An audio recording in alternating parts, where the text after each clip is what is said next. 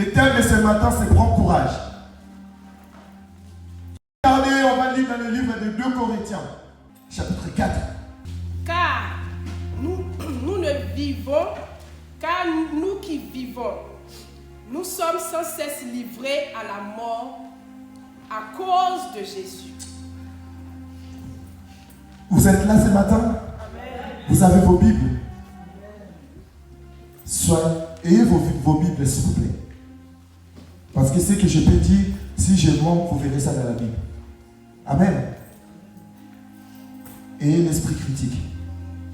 Amen.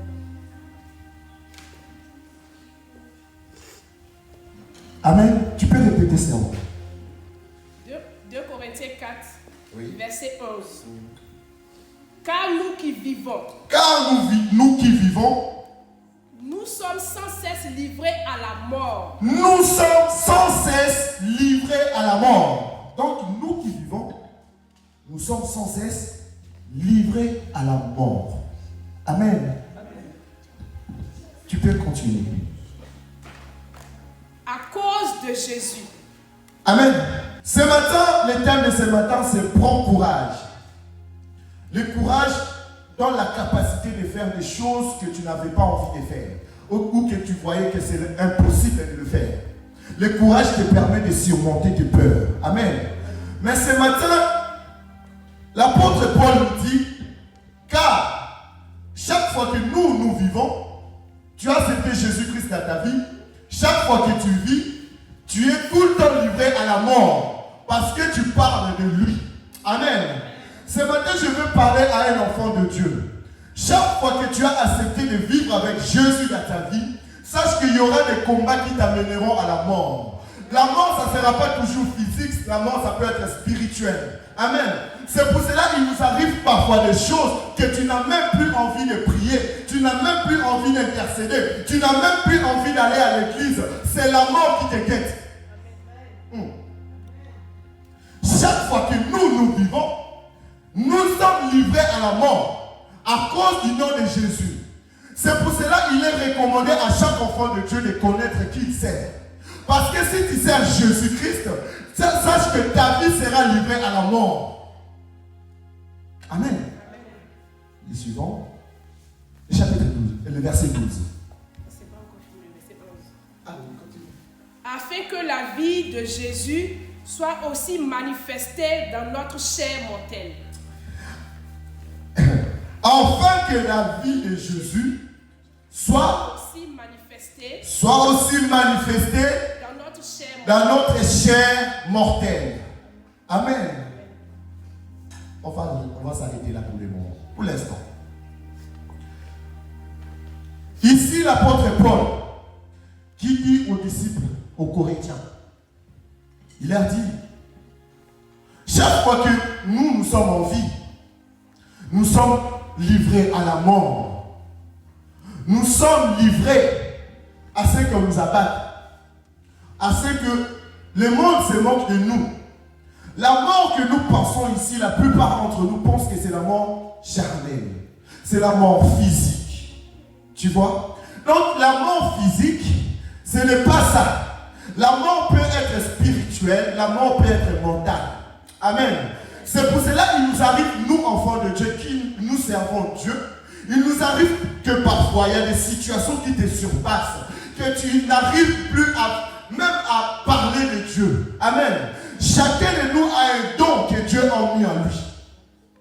Je vais parler de ça. Chacun de nous que Dieu a choisi ici présent, nous qui sommes ici présents, il y a quelque chose de particulier que Dieu a mis en toi. En tant qu'enfant de Dieu, que tu ne puisses pas regarder ton prochain parce qu'il fait des choses. Parce que chacun de nous a quelque chose de spécial. Amen. A quelque chose de spécial. Dans notre vie spirituelle aussi, Dieu nous voit spécialement. Ce n'est pas comme il a travaillé avec Élie qu'il va travailler avec Jean-Baptiste. Mais tu as vu qu'ils étaient 2 prophètes. Ce n'est pas de la même manière qu'il a travaillé avec Élie. Ce n'est pas la même manière qu'il va travailler avec Jean-Baptiste. Amen. Élie, il était violent. Amen. Il était violent. Élie, tu ne blagues pas avec lui, il fait descendre le feu sur toi. Amen. Mais Jean-Baptiste préparait la venue du Seigneur. C'est deux missions différentes. En fait, en eux, c'est quoi? Vous savez, la vie de nous chrétiens, nous avons de possibilités à faire de grandes choses dans nos vies. Dieu nous a envoyé parfois de faire, par exemple, évangéliser. Dieu nous a envoyé parfois de prêcher. Dieu t'a envoyé peut-être de nettoyer l'église.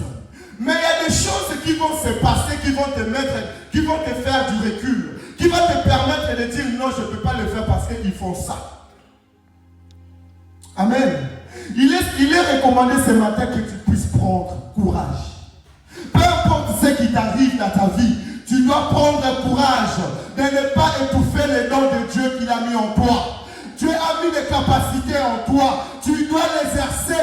Lorsque Dieu t'a donné 50 euros, ça doit devenir 100 euros. Pourquoi tu étouffes les dons de Dieu? Pourquoi as-tu honte? Pourquoi nous avons honte d'exercer les dons de Dieu? Ainsi la mort agit en nous et la vie agit en nous. Amen. Et si la mort agit en nous, la vie agit en nous. C'est contradictoire. On est bien d'accord? C'est contradictoire. Si la mort agit en nous, c'est la vie qui va agir en nous. Amen. C'est quoi la suite après? C'est la suite qui est intéressante. Verset 13. 13. Et comme nous avons le même esprit de foi, et comme nous avons le même esprit de foi, qui est exprimé dans cette parole de l'Écriture, oui, j'ai cru. J'ai cru. C'est pourquoi j'ai parlé. C'est pourquoi j'ai parlé. Nous aussi nous croyons. Nous aussi nous croyons. C'est pour cela nous parlons. C'est pour cela nous parlons. Sachez que c'est lui qui a ressuscité le Seigneur Jésus-Christ. Alléluia. C'est lui qui a ressuscité le Seigneur Jésus-Christ. Nous ressuscitera aussi avec Jésus. Nous ressuscitera aussi avec Jésus. Amen. C'est quoi la suite? Et nous fera paraître avec vous en sa présence. À sa présence. La suite, continue. Car tout cela arrive à cause de vous, afin que la grâce, en se multipliant, fasse abonder à la gloire de Dieu. Amen. 2 Corinthiens 4, verset 15. Car tout cela arrive à cause de vous, afin que la grâce, en se multipliant, fasse abonder à la gloire de Dieu les actions de grâce d'un plus grand nombre. C'est pourquoi, verset 16, nous ne perdons pas courage. Et même si notre homme extérieur se détruit, notre homme intérieur se renouvelle de jour en jour. Amen. Tu vas acclamer l'Éternel pour ce message. Ici, l'Éternel nous dit, prends courage. C'est vrai. Elle nous parle de prendre courage. Il nous a donné un ministère, chacun de nous. Il nous a donné un travail à faire dans ce monde. Il nous a donné un travail que nos vies doivent évangéliser les autres. C'est ça le but. Le but de notre vie, enfant de Dieu, est de transmettre la vie aux autres. Amen. Lorsque tu as accepté Jésus, c'est ton être charnel qui doit mourir. C'est pour cela qu'il est important que dans la vie des enfants de Dieu, que nous, nos corps puissent mourir afin que nos esprits puissent être nourris. Si toi, enfant de Dieu, tu n'arrives pas à détruire ta chair, ton esprit, lui, il sera triste parce que tu nourris ta chair plus que ton esprit. Toi, enfant de Dieu, ce matin, nourris plus ton esprit afin que ta chair puisse nourrir plus ton esprit afin que ta chair puisse être morte. Bien aimé, ce matin, nous avons cru à la mort de Jésus-Christ. À la mort de Jésus-Christ que nous avons cru. Amen. Nous avons cru à la mort de Jésus-Christ ce matin. Qui n'a pas cru? Tout le monde a cru. Nous avons cru à cette mort. Amen. Mais cette mort-là que nous avons cru, nous aussi on doit mourir. Quelqu'un me comprend ce matin? Nous aussi on doit mourir.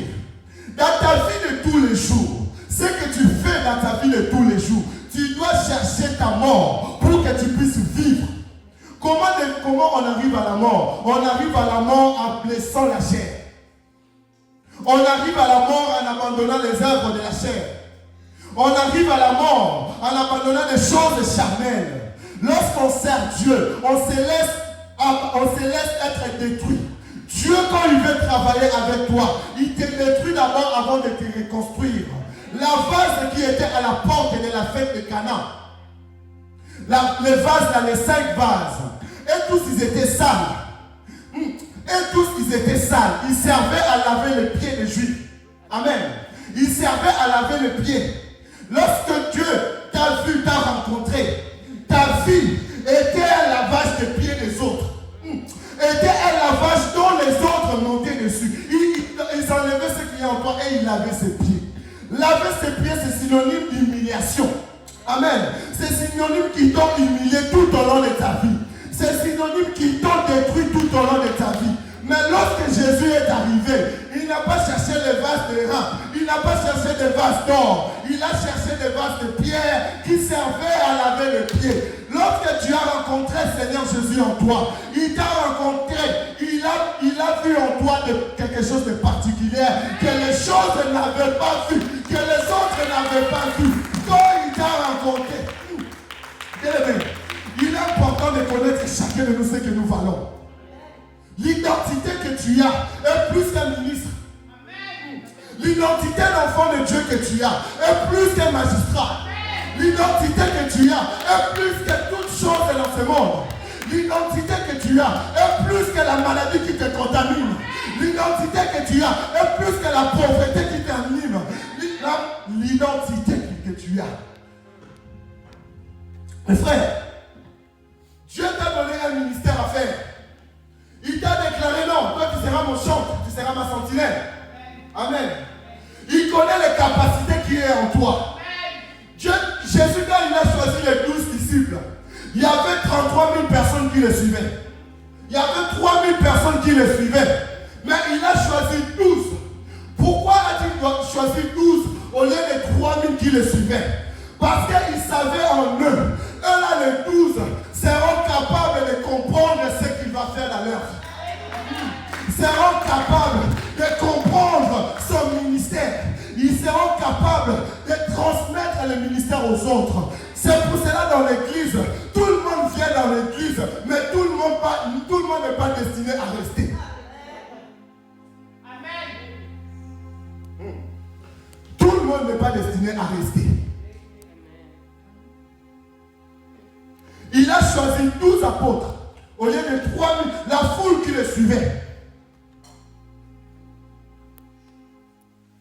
La foule suivait Jésus. Mais lui, il nous dit, la mort que nous avons cru en Jésus-Christ, que nous avons cru que Jésus-Christ est mort, il est sorti du tombeau.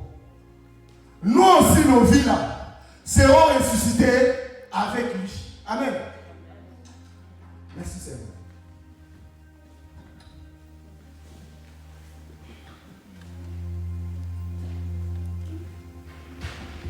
Bien-aimé, ce matin je vais parler à un enfant de Dieu. Prends courage. Le diable cherche à te faire asseoir pour que tu ne puisses pas être élevé. Le diable connaît les capacités que Dieu a mis en toi. Il sait que le jour où tu prendras la décision d'être élevé et d'entamer le chemin avec le Seigneur, tu verras de grandes choses. Tu vas prospérer. Tu verras des miracles. Tu feras de grandes choses au sein de ces morts. Mais il donne la paresse. Il donne la peur. Il donne la crainte. Nous avons le courage d'aller chercher le travail. Mais nous n'avons pas le courage d'aller chercher le Seigneur. Un aveugle qui ne voyait rien du tout. Un aveugle était à la rue. Il ne connaissait même pas le nom de Jésus. Il ne connaissait même pas le visage de Jésus. Mais lorsqu'on a dit que non, c'est Jésus qui passe, il n'a pas regardé son aveuglement, il s'est levé, il a jeté son manteau. Ce matin, nous devons tous nous lever et jeter nos manteaux. Nous devons prendre le courage, entrer dans la profondeur de la prière pour aller enlever les manteaux. Il y a nos manteaux qui ont été ancestrales. Ils t'ont mis les manteaux que dans ta famille seront malades. Ils ont mis les manteaux qu'il y aura la mort en vous. Ils ont mis le manteau que la pauvreté. Ils ont mis les manteaux que tu ne prospéreras pas. Mais ces manteaux-là, ce matin, tu dois prendre la décision de l'enlever. Ah oui. Tout n'est pas éternel ici-bas. Comme eux, ils ont commencé, nous, on va le finir. Amen. En fait, enfant de Dieu ce matin, comment est ta vie? Nous prenons parfois notre vie à la légère. Nous voyons, il y a des choses qui se passent.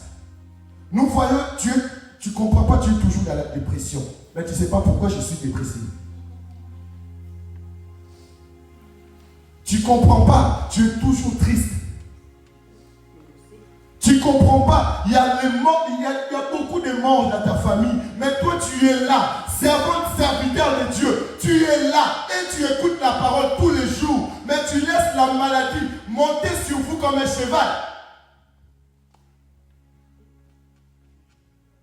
Nous laissons la maladie, nous laissons la mort prendre le dessus. Nous laissons la tristesse, la pauvreté régner dans nos familles. Tandis que nous connaissons celui que nous servons. Mes frères et sœurs, nous sommes appelés à faire de grandes choses dans nos vies. Mais la chose qui nous bloque, c'est parce que nous voulons rester vivants au lieu de mourir. Ah oui, le message est double face. C'est nous et les autres. Le message ici s'adresse à tous les deux faces. Les autres ont tort et toi aussi tu as tort.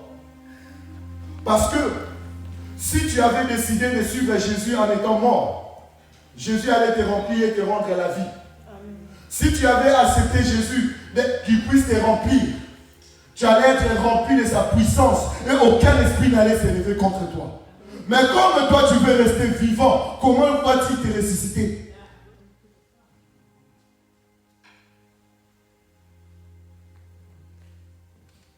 Est-ce que tu as déjà vu une personne bon portant aller chercher un médecin?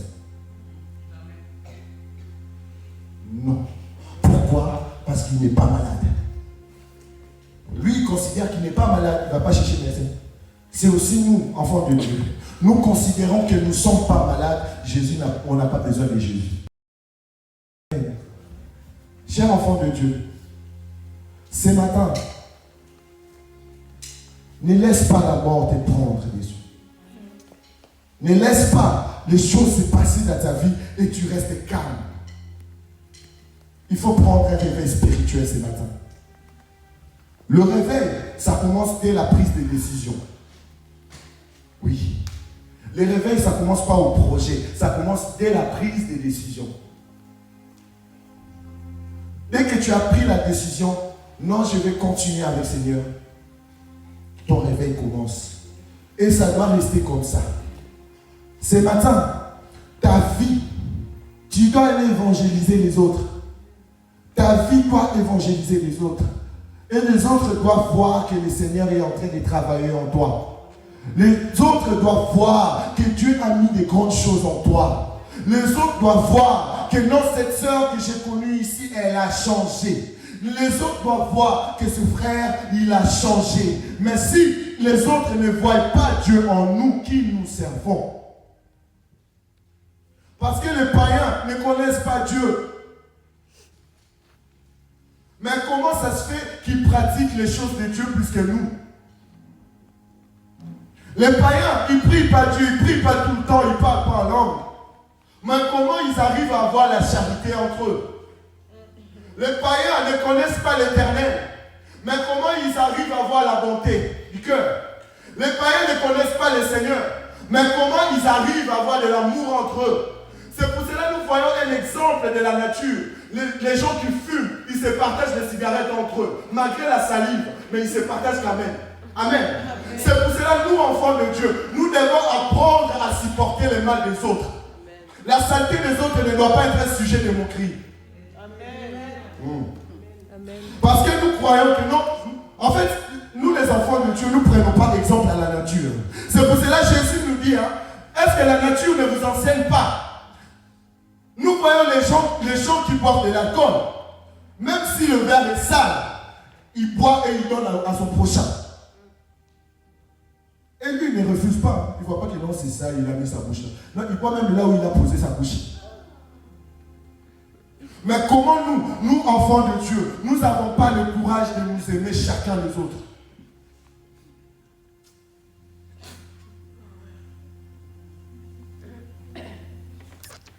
Nous n'avons pas cette conscience de dire que nous servons un Dieu d'amour, pratiquant de l'amour. Si tu vois que quelqu'un n'arrive pas à faire quelque chose, il faut l'aider. Au lieu de se moquer, il faut l'aider. Au lieu de faire la calomnie, il faut l'aider. Si nous voyons que l'autre est dans un problème, il faut aller l'assister. Si nous voyons que l'autre a faim, nous devons le nourrir. Si tu vois que l'autre est nu, tu dois l'habiller. Mais pourquoi aujourd'hui, dans ce 21e siècle, tout le monde est suspect? Hein? C'est pas ça? Tout le monde est suspect. Non, je ne vais pas l'habiller, il m'a fait ça. Il m'a fait ça en 2003. Amen. Amen. Ça va, c'est votre mariage? Amen. Je ne vais pas lui donner à manger parce qu'il m'a laissé affamé en 2014. Hé, c'est 2014.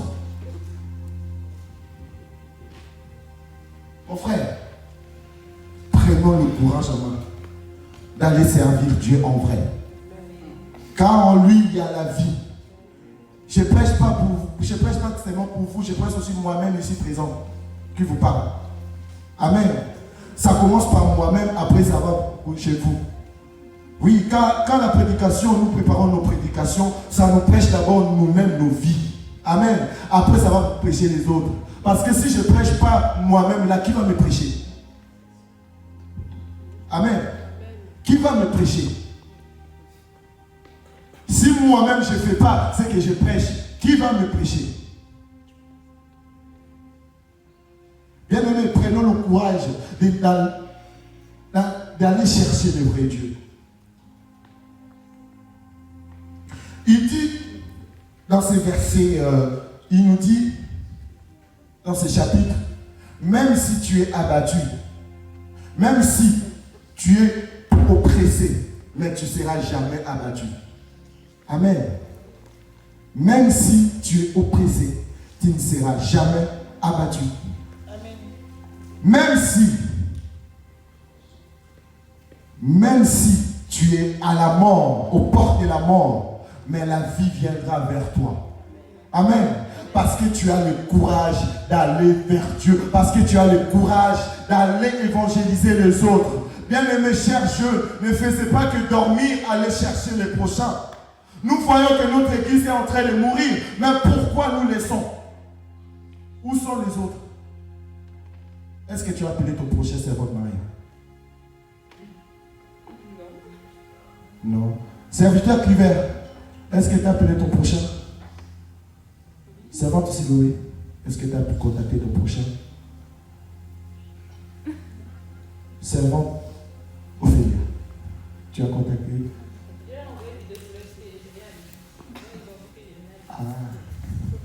Amen. Acclamez pour la servante Ophélia. Elle a envoyé une vidéo. Nous devons avoir le courage d'aller affronter les autres et d'aller proclamer le nom de Jésus. Amen. Nous prions un nom, nous disons que non, Jésus m'a fait ceci, m'a fait du bien. Mais s'il a fait du bien dans ta vie, il peut aussi faire du bien aux autres. Les gens qui sont dehors, ils ont besoin de Jésus ou pas? Amen. Mais qui va transmettre Jésus dans leur vie si ce n'était pas toi? En fait, nous devons le prendre comme une mission, parce que c'est une mission qui allez faire des nations des disciples. C'est une obligation, c'est une recommandation. Amen. Allez, mais pourquoi nous n'allons pas? Nous sentons des choses, non, il y a trop de païens, je ne vais pas m'approcher. Et parfois nous confondons même que nous sommes venus chercher Jésus, mais ils nous ont convaincus pour aller rejoindre leur camp. Tu étais venu proclamer la parole à quelqu'un, mais il t'a pris. Amen. Ça va, c'est bon, Nanou, tu vas bien? Amen. Amen. Prenons courage. Prenons courage, enfants de Dieu. Ne laissons pas notre chair prendre les dessus. C'est l'esprit qui vivifie. Amen. C'est l'esprit qui donne la vie. C'est l'esprit qui donne la vie. C'est l'esprit qui donne la vie. Lorsque tu vas vers quelqu'un, viens avec ton esprit de Dieu qui est en toi. Et l'esprit de Dieu touchera son cœur pour qu'il puisse rejoindre le Jésus que nous prions. Ça ne veut pas dire que non, tu viens prêcher quelqu'un et la personne te prend. Tu as un esprit puissant en toi. Amen. Nous avons tous un esprit puissant. Nous devons prendre la décision que nos vies transmettent Jésus-Christ. Que nos comportements reflètent Jésus-Christ. Que nos actes imposent Jésus-Christ. Là où tu vas, là où tu travailles, là où tu pries, là où tu es, on doit voir Jésus en toi. On ne doit pas te voir comme les païens. On doit voir Jésus en toi. Jésus marchait avec les païens, mais ça ne veut pas dire qu'il était païen. Nuance. Jésus marchait avec des païens, mais il ne se comportait pas comme eux. Il était avec eux. Il était avec eux.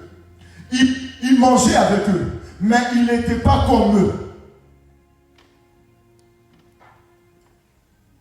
Toi, enfant de Dieu, oui, d'accord, tu peux avoir des amis païens, mais c'est toi qui dois, donc, tu dois l'enseigner Jésus. Tu dois lui dire que non, Jésus est la vie et la résurrection. Voilà ce qu'il a fait dans ma vie.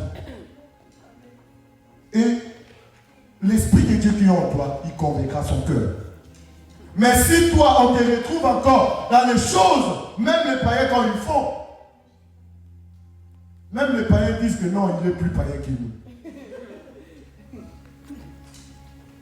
Mon frère, prends le courage qui est à la main. Allons chercher les autres. Allons évangéliser. Ayons le courage aussi d'abandonner les choses qui nous attachent aux choses charnelles. Ayons ce courage. Amen. Nous allons nous lever, nous allons prier.